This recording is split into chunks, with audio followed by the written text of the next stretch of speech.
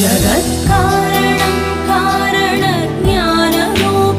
सुरादिं सुखादिं गणेशं भजेम जगद्व्यापिनं विश्ववन्द्यं सुरेशं परब्रह्मरूपं गणेशं भजेम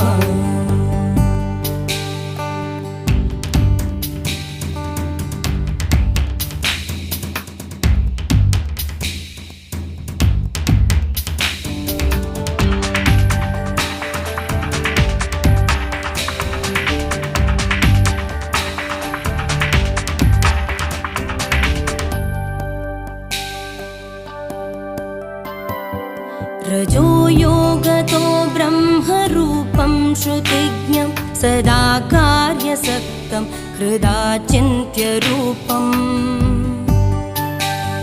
जगत्कारणं सर्वविद्यानिदानं परब्रह्मरूपं गणेशं नतास्म